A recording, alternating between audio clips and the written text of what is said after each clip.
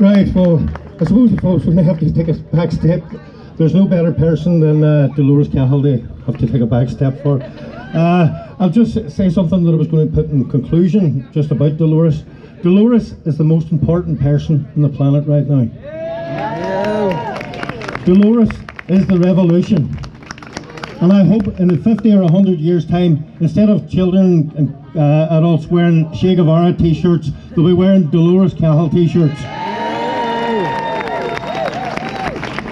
Right, so before I introduce myself again, could I just ask you all, so that we can show that we're not lepers here and we're not all dying and sick, could you turn to your person on your left and give them a hug?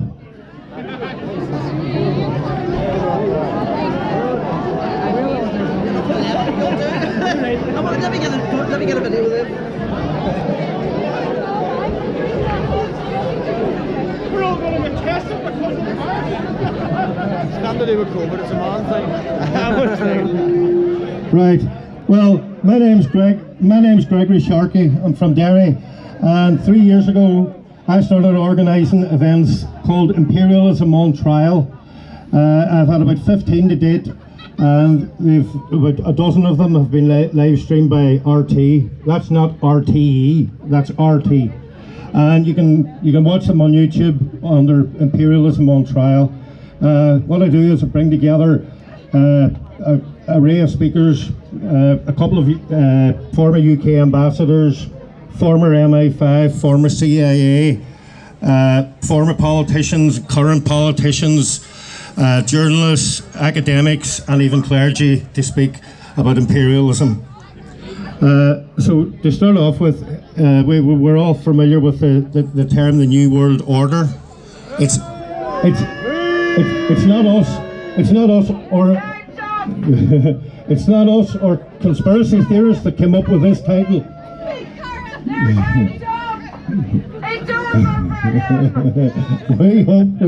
we will fight.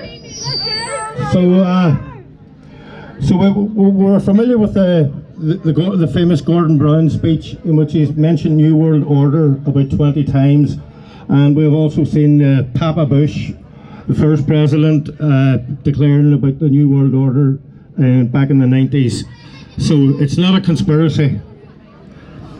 Right, so if I go back to the year 2000, some of you may be familiar with the Project for the New America Century, PNAC document, written by a bunch of neocons, war hawks, in which they stated that they wanted a new Pearl Harbor to launch themselves into other countries.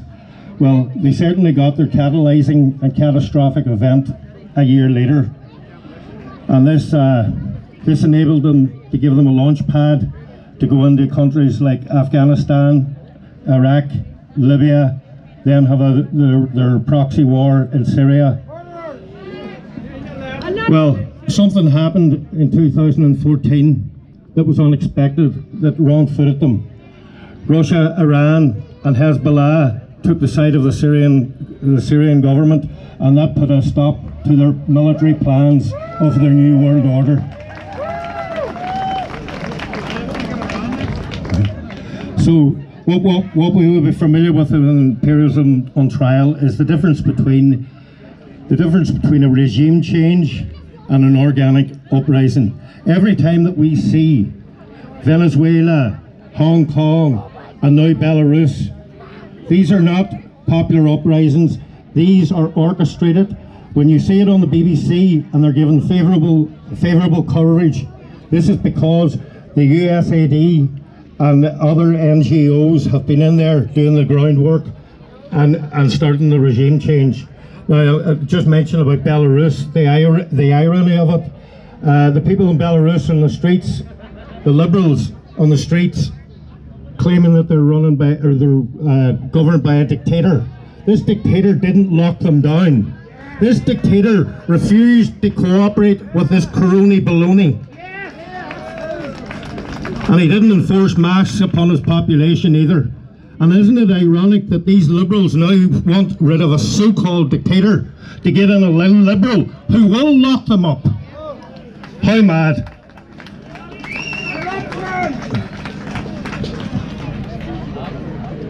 Right, so, over the years I've watched, I'm sure many of you have watched stuff about depopulation, vaccinations, pandemics and the like, and the agenda. Well, I have too, and, at the start, I kept it in the back foot because I thought, well, I know they're bad enough to do things like this, but do we see any evidence of it?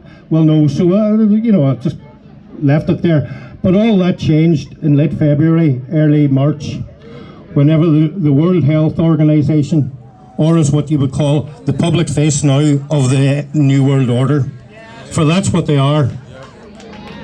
They're unelected and unaccountable, and they're the front for people with darker forces that are behind them. We know who we're talking about. We're talking about families that are around for a long, long time. Tedros, criminal! Right, well, unlike the US military and Britain and all of the other EU countries that were involved in this military imperialism, unlike them, the World Health Organization didn't fire as much as one bullet, and they, in a military style, brought this planet to a standstill within 3 weeks. Don't agree to this? Yeah. So that leads me on to what I would call the circle jerk of fuckery, and at the top of the list you've got Bill Gates. Or as I call him, Billy Goats, to avoid the fact checkers on social media. Well, we know that he's a eugenicist, and we know his family, and we know his father was head of Planned Parenthood, and we know that he has a long line of involvement in Africa and sterilisation and passing out abortion kits which are not even tested by FDA standards. The man is a eugenicist. He's a depopulation. He's involved in depopulation and reduction or population control. We hear many people believe that he's a philanthropist my arse. People think that he's running around the world doing good and spending his money and vaccinating and helping people. Well, he hasn't put as much as a spud in front of a child in Africa or India. And we might be also familiar with the clip whenever he was at Davos, at a meeting with the World Economic Forum with the billionaires, the plotters, the ones that are orchestrating all of this for their own ends. We know that he was asked a question about how much does he get on return for his vaccinations, and he sniggered and he said he gets a return of 20 to 1. So philanthropist my arse. We're also aware that before his so-called decade of vaccines, which is now going to extend into decades of vaccines, we're all aware that his wealth was a combined 54 billion 10 years ago. And before the lockdown started, it was 104. Now it's much greater than even 104 billion. So he's doing very well. He owns the patent for vaccines. Yes, and his work with Gavi Alliance as well.